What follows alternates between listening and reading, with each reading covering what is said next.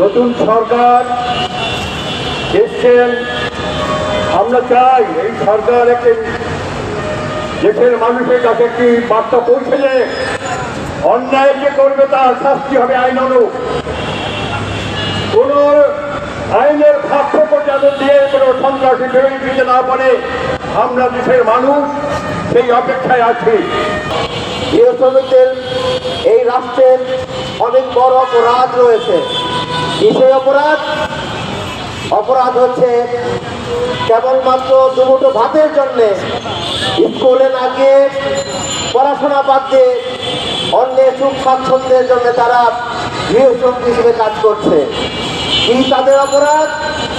তাদের অপরাধ যে বয়সে তাদের খেলার কথা, তাদের ঘোরাফেরার কথা, আনন্দ উৎফুল্লিত হয়ে সময় কাটানোর কথা, সেই সময়ে তারা এগুলো না করে অন্যের গৃহস্থালীর কাজে অংশগ্রহণ করে সেই পরিবারকে সচল রাখায় অবদান রাখছে।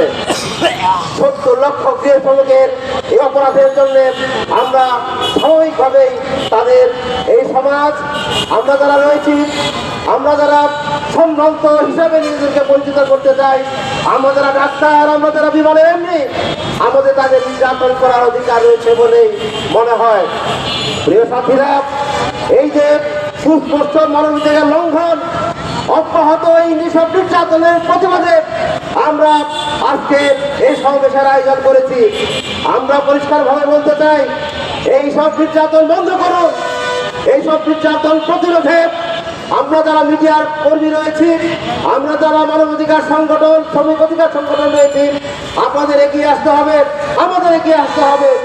এবং আমরা বিলসের পক্ষ থেকে অঙ্গীকার করতে চাই, আমরা এরপর থেকে আমরা দেখব সেই সামিয়া নির্যাতনের কি হয়, সেই অব্যাহত যে মোহনা সহ যে সমস্ত গৃহ শ্রমিক নির্যাতিত হয়েছে, তাদের যারা নির্যাতন করেছেন তাদের শাস্তি কি হয়। আমরা আইনের প্রতি শ্রদ্ধাশীল, সে কারণে আমরা এই বিষয়গুলো পর্যবেক্ষণ করব।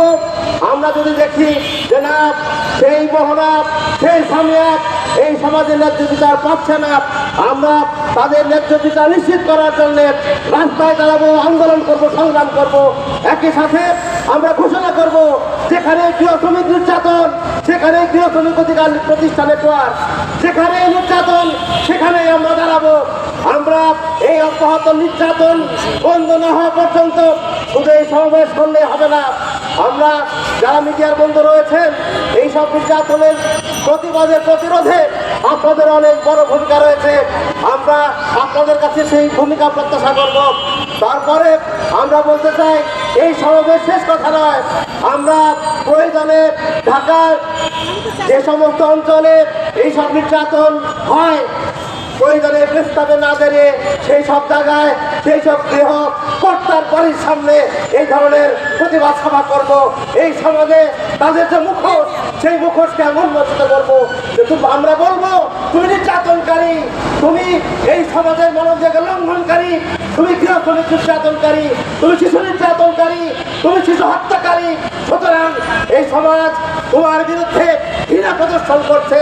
এই সমাজ তোমার বিরুদ্ধে, তোমার নির্যাতনের প্রতিরোধে তোমাকে এই সমাজ যেন সমাজ বিচ্যুতির আহ্বান করছে। আমরা এই সব নির্যাতন, অব্যাহত নির্যাতনের প্রতিবাদে প্রতিরোধে আজকের এই শেষ কথা, এই সমাবেশ শেষ কথা নয়। আমরা আরো অনেক সমাবেশ করতে চাই।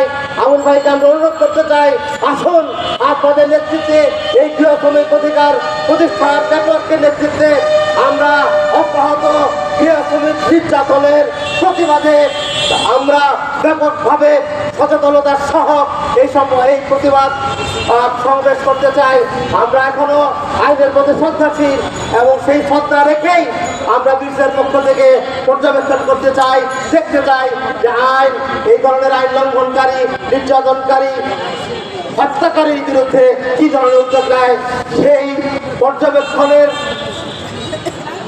সময় নিয়ে সেই পর্যবেক্ষণের বিষয়গুলো সবাইকে আরো ভালোভাবে উপলব্ধি করার আহ্বান জানিয়ে